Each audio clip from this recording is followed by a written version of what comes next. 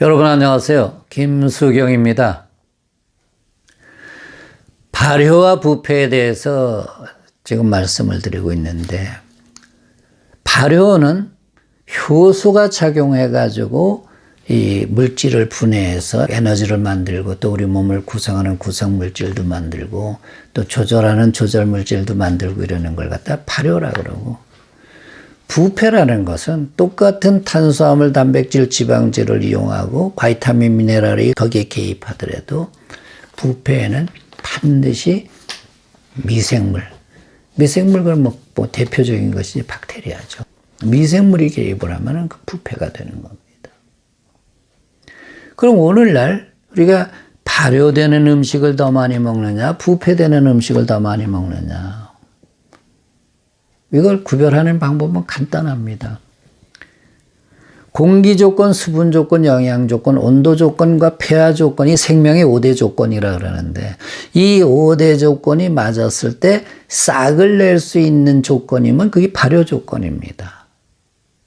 근데 5대 조건이 맞았을 때 싹을 못 내고 부패, 썩는다. 이게 부패 조건이에요. 예를 들어서 현미라든가 보리라든가 콩이라든가 수수라든가 뭐 밤도 좋아요. 그걸 갖다가 지금 살아있는 상태로 그런 조건에 맞춰서 이렇게 담궈놓으면 시간이 가면 싹이 납니다.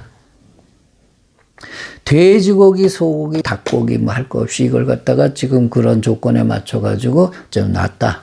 그러면 시간이 지났을 때 그럼 돼지가 돼지 새끼가 되고 뭐 소가 송아지가 되고 닭이 병아리가 되고 이런 게 아니거든요.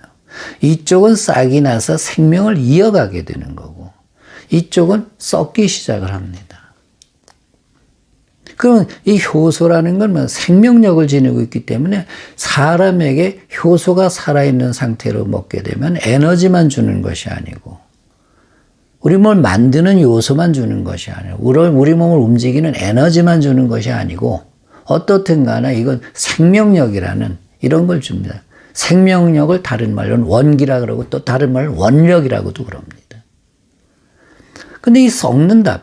썩을 때도 에너지가 안 나오는 건 아니에요. 근데 반드시 뭐냐면 썩을 때는 거기에 부산물, 독소나 위험한 물질이 있습니다. 거기 반드시 미생물도 우리 몸에 좋은 미생물이 아니라 병원 미생물 같은 것들이 같이 존재하게 되죠.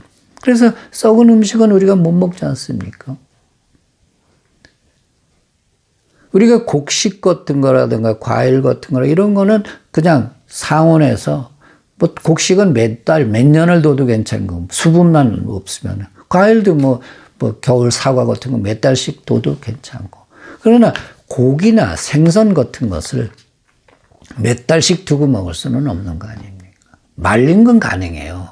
뭐 육포를 만들었다든가 이런 거. 그러나 지금 그 수분이 함유되어 있는 이런 고기를 3일도 저장이 안 됩니다. 물론 겨울엔 가능하죠.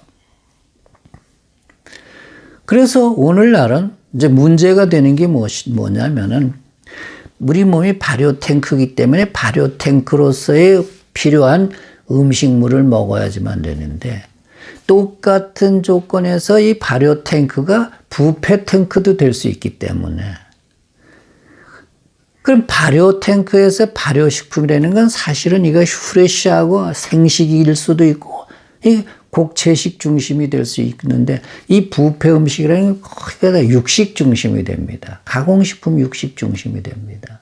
이것이 가공식품 육식 중심이 뭐에 좋으냐? 몸에 좋은 것이 아니라 입에 좋아요. 맛이 좋단 말이에요. 기호성이 높고, 먹기 좋고. 그렇게 되다 보니까 이 발효식품을 누르고 부패식품이 자리매김을 한 겁니다. 특히 오늘날 젊은 친구들이나 애들 있지 않습니까? 이런 사람들은 이 발효식품 쪽은 거들떠보지도 않는 사람들이 많아요. 전부 부패식품을 가지고. 그렇게 되다 보니까 부패식품을 먹은 데다가 체온을 게 가지고 그러다 보니까 부패 식품을 갖다가 체온을 낮춰가지고 신진대사가 제대로 안 되게 하니까 거기서 미생물이 개입을 해서 발효가 아니고 부패가 되고 그러면서 에너지 생성도 오히려 제대로 안 되고 독소 물질을 많이 만들어내고 이렇게 되다 보니까 오늘 발효식품이 차지하는 그 비율이 훨씬 적어지면서 부패식품의 이거 쉐어가 점점 늘어나는 거 있잖아요. 그리고 늘어나는 거, 그 비례해서 환자가 늘어나는 겁니다.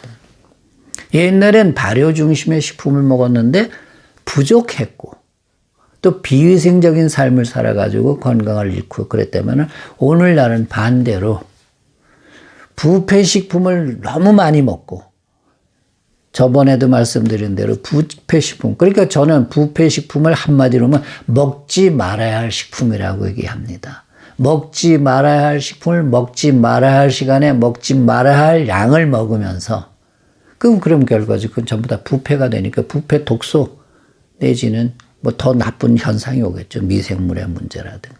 이렇게 하다 보니까 오늘날 고치지 못하는 병들이 그 발효와 부패를 제대로 구별하지 못하는 사이에 어마어마한 그런 무서운 결과를 가져오고 있다. 전 그렇게 보는 겁니다.